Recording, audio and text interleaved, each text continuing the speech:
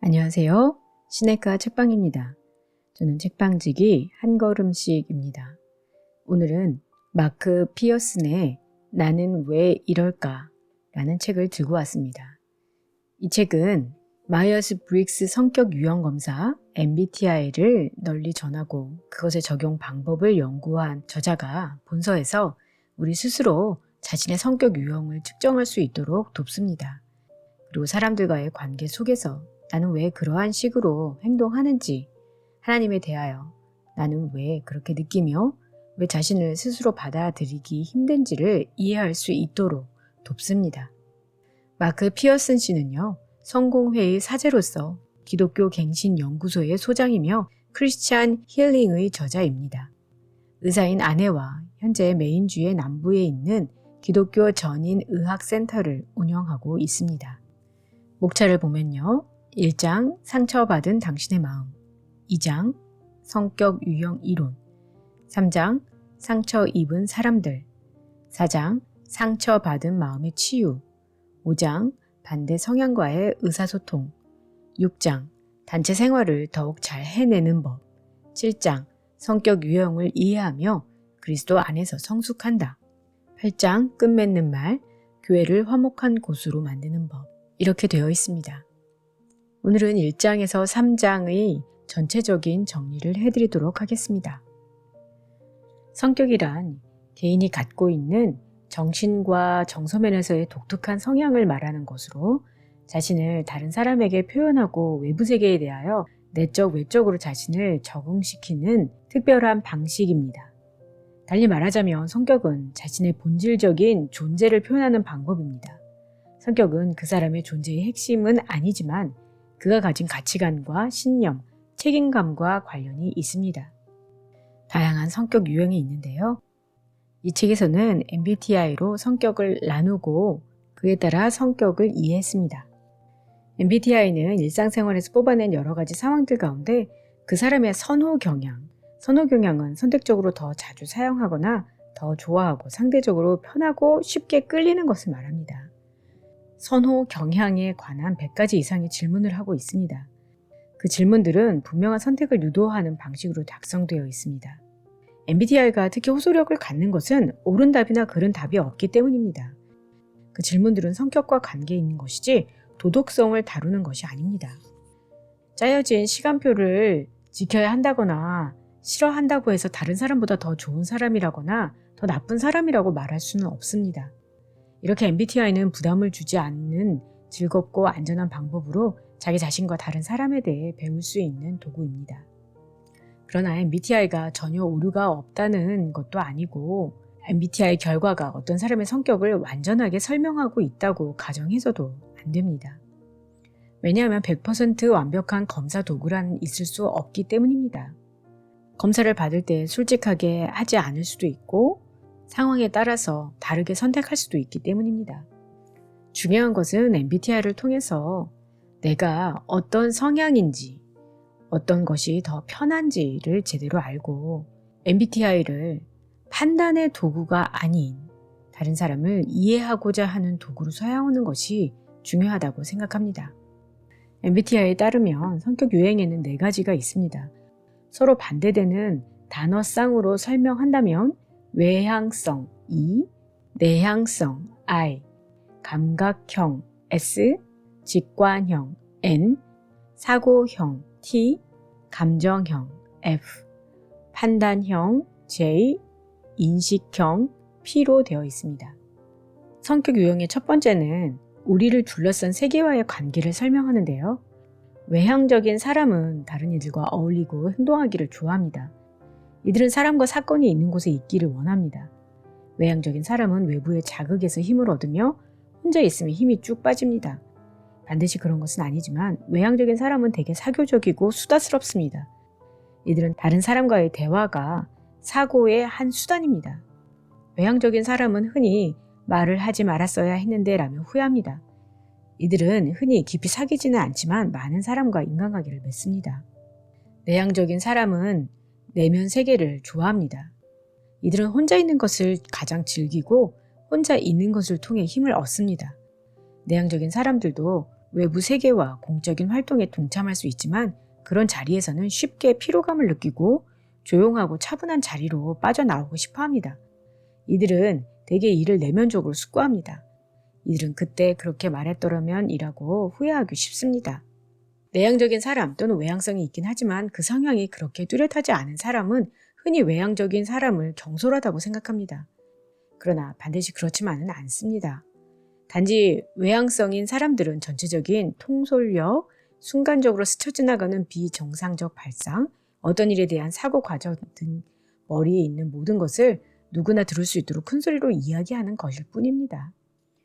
내향적인 사람들 중에는 부끄러움을 잘 타고 몸을 사리는 사람이 많긴 하지만 항상 그렇지만은 않습니다. 내향적인 사람들 중에도 원만한 인간관계를 맺고 있는 사람들이 많은데 인간관계 기술은 타고나는 것이 아니라 배워서 익히는 것이기 때문입니다. 내향적인 사람들은 자신을 드러내는 속도가 더딥니다. 반드시 그렇지는 않지만 이들은 대개 말수가 적고 말을 하더라도 아주 차분하게 합니다. 내향적인 사람들은 특별한 친구들을 제외하고는 자기 마음을 쉽사리 털어놓지 않기 때문에 자주 오해를 받습니다. 사람들은 외면만을 보고 다른 사람을 판단하는 경향이 있습니다. 내향적인 사람들은 흔히 공적인 견해를 그렇게 많이 표현하지 않기 때문에 제안할 의견이 별로 없는 것으로 간주되기도 합니다. 감각형, 직관형. 이것은 의사결정을 하거나 결론을 내리는 데 필요한 정보를 어디에서 찾아내고 어떻게 취합하느냐와 관계됩니다. 또한 이것은 세부적인 사항들을 다루는 태도들도 포함됩니다. 감각형, S란 이름이 함축하고 있듯이 보고, 냄새를 맡고, 만지고, 듣고, 맛보는 오감을 지향하는 사람들입니다. 이런 사람들은 대개 세부 사항을 상당히 정확하게 파악하는 경향이 있습니다. 감각형의 사람들은 판에 박힌 절차를 지겨워하지 않습니다. 이들은 현실을 매우 중요하게 여기고 있는 그대로의 삶에 대한 인식을 매우 중요하게 생각합니다. 이들은 사실에 관심을 갖습니다. 감각형의 사람은 어떤 것이 진실임을 확신할 때까지 자기 의견을 바꾸지 않습니다. 이들은 사회의 가치들을 보존하지만 이따금 새로운 통찰이나 새로운 행동 방식들에 대해 마음을 닫기도 합니다. 한편 직관형 N의 사람들은 짙고 푸른 하늘로 상상의 나래를 펴는 사람이 되려는 경향이 있습니다. 상세한 자료보다는 육감이나 추상적인 개념을 의지합니다. 이들은 생각나는 대로 모든 가능성들을 다 제시할 수 있는 자유 토론의 탁월성을 발휘합니다. 직관형의 사람은 또한 사람과 상황에 대해 더 깊은 이해를 가질 수 있습니다. 비록 이따금씩 정확하지 못한 통찰을 하긴 하지만 말입니다. 직관형의 사람은 판에 박힌 일을 지루해하긴 하지만 반면에 복잡한 일에도 쉽게 질리고 맙니다. 직관형의 사람은 세부 항목들의 이면에 깔려있는 비유와 상징들을 볼 수 있고 사물들의 의미와 중요성을 알고 싶어 합니다. 이들은 또한 장차 무슨 일이 일어나고 어떻게 될지 예측하려는 경향을 갖고 있습니다. 이런 경향 때문에 또 감각형과는 달리 상세하고 사실적인 세부 항목들을 파악하지 못하기 때문에 직관형의 사람은 이상주의자가 되려는 경향이 있습니다. 직관형의 사람은 새로운 개념에 대해 열린 마음을 가지고 있으며 심지어 무엇이든 자기가 원하는 것을 생각할 자유를 진리보다 더 가치 있게 여기기까지 합니다. 사고형 T, 감정형 F. 이것은 의사결정의 근거와 결론 도출 과정에서 정보의 비중을 측정하는 방법을 기준으로 구별합니다. 사고형의 사람이라고 해서 감정이 없다거나 감정형의 사람은 사고할 수 없다는 뜻이 아닙니다.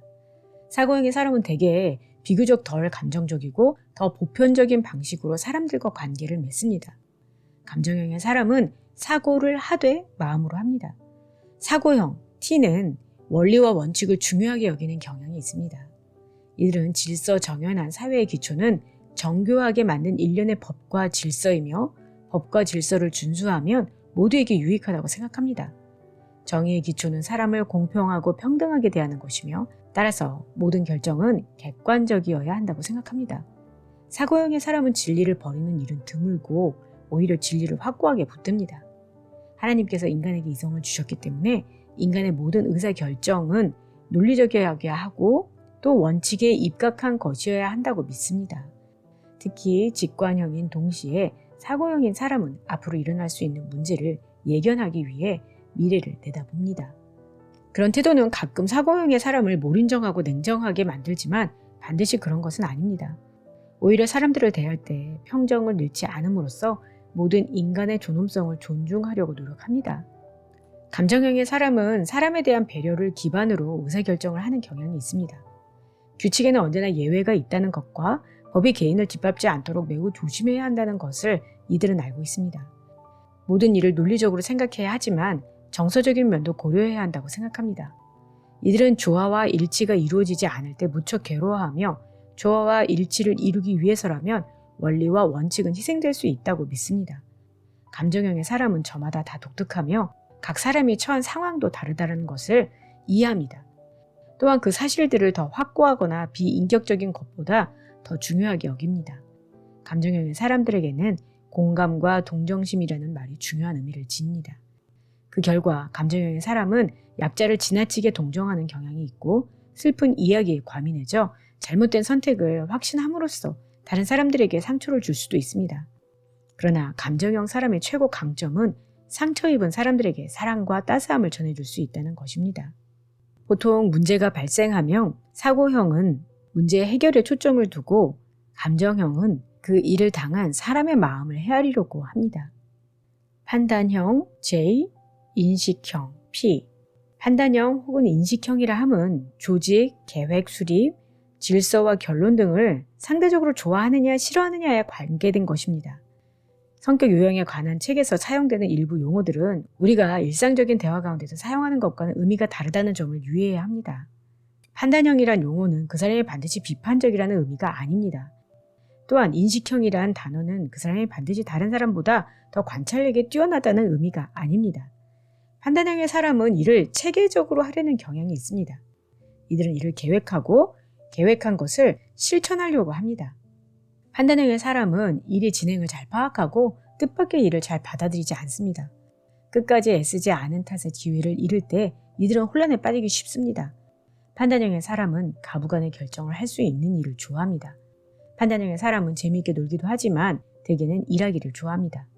판단형의 사람은 하나의 계획된 일을 마무리하기 전에 다른 일을 계획하는 것을 꺼립니다. 판단형은 제어하기가 쉽습니다. 인식형, P의 사람은 비교적 비조직적인 일들을 좋아합니다. 이들은 모든 가능성에 대해 열려있는 일을 좋아하는 경향이 있으며 언제라도 새로운 정보를 받아들일 준비가 되어 있고 그때그때의 상황에 따라 계획을 변경할 자세를 갖추고 있습니다. 인식형의 사람은 시간이나 상황에 쫓겨 결정을 내리거나 마감 시간을 맞추고 정확한 진행 절차를 따르는 것 등을 싫어합니다. 형식의 구애를 받지 않는 사람 혹은 최종 순간에 결정하는 사람이라는 말로 인식형을 설명할 수 있습니다. 인식형의 사람을 설명하는 두 가지 핵심적인 단어는 즉흥성과 융통성입니다.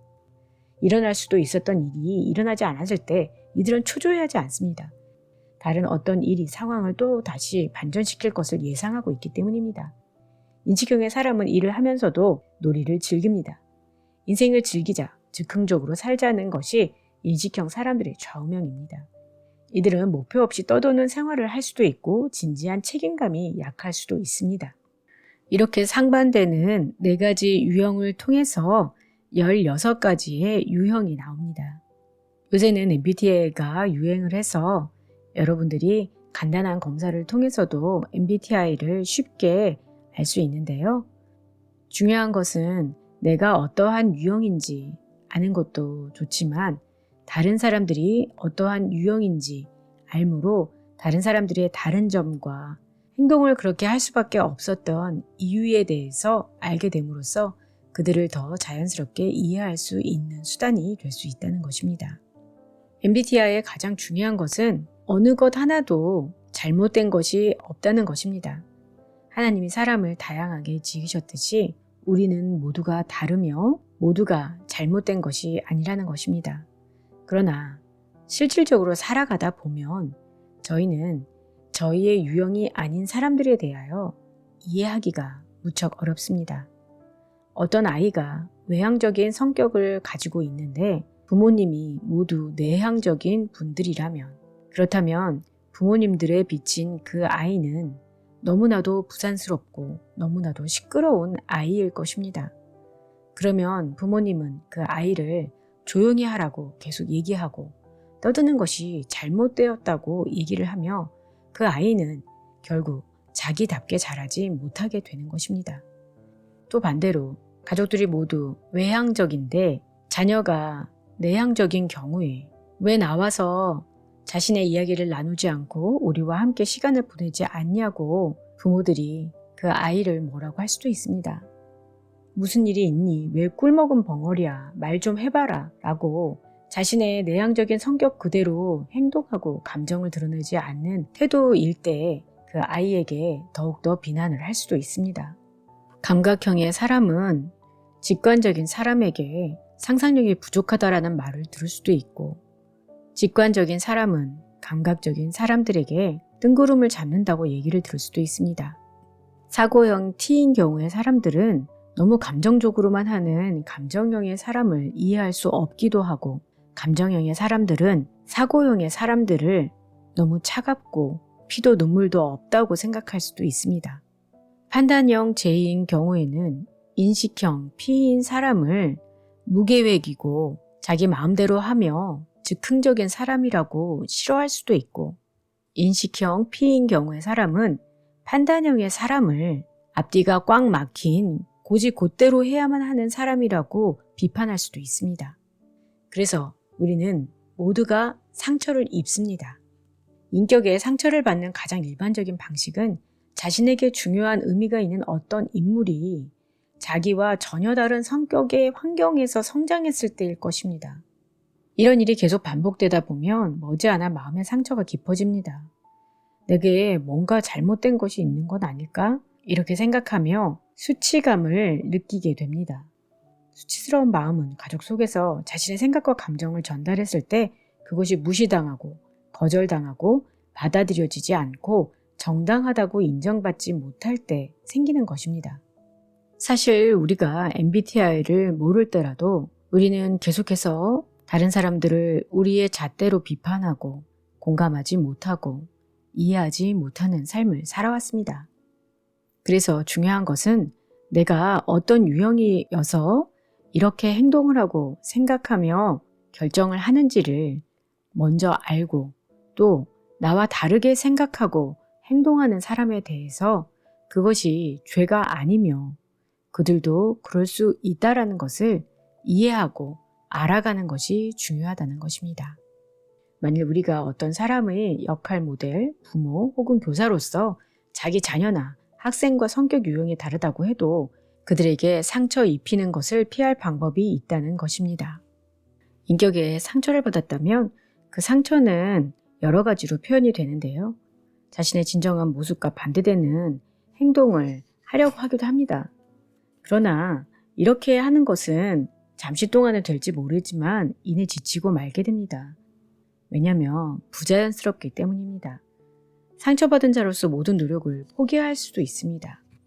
화가 나서 상황에 어울리는 적절한 처신을 하지 못하게 될 수도 있습니다. 자기 자신의 상처로 인해 다른 사람들을 비난하려고 하는 사람들을 우리는 애정을 갖고 단호하게 교정해 주어야 합니다. 그렇지 않으면 그 악순환은 계속될 것입니다.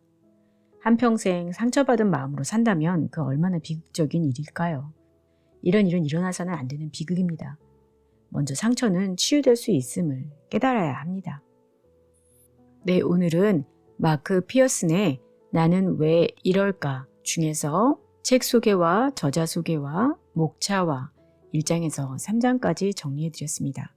다음 시간에는 4장에서 8장까지 정리해드리도록 하겠습니다. 그럼 다음 시간에 뵐게요. 안녕히 계세요.